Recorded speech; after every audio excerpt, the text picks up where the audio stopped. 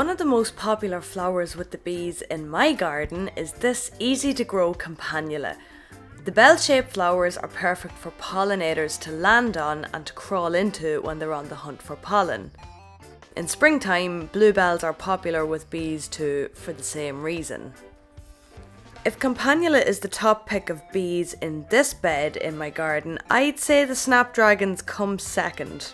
Smaller bees don't always seem to be able or willing to separate the flower's petals enough to actually get at the pollen. I've seen a number of larger bees on them and caught 5 minutes of a particularly enthusiastic raid by a bee fly, which is a pollinator, but it's not actually a bee despite his rather snazzy bee costume. Tune into next week's Thursday vlog to see some particularly sexy close-ups of this guy, who we've named Major Bombulus, for as yet undisclosed reasons.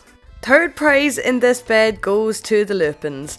Whilst they are listed on the internet as a good attractor for bees, the bees don't actually seem to spend as much time on them in my garden as they do on the other two plants. So these are all great summer flowers, but if you'd like to help the bees when they really need it in early spring, when it might still be too cold for other flowers, let your box hedge go to flower before trimming. Great excuse to leave the hedge clippers in the shed for another month or two. Another resident in my hedging is fuchsia, which blooms in July and provides sustenance and pollen for bees right up until October or even later. But an even more generous source of nectar in difficult months is the good old dandelion, selflessly feeding bees from March until October, even though it doesn't actually require pollination to spread.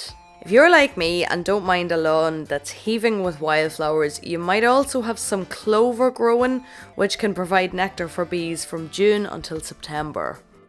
And even though it might be the bane of your life, buttercup, a member of the ranunculus family, will also feed your bees in summertime.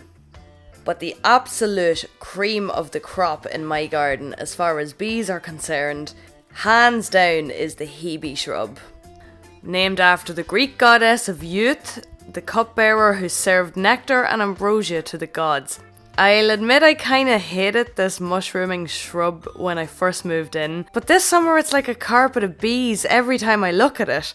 So the hebe stays, even if it gives me the heebie-jeebies. I'll let myself out. Save the bees!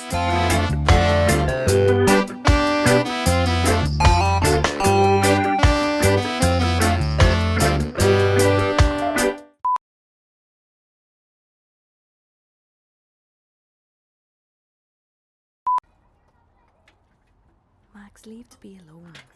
Get out of me shot.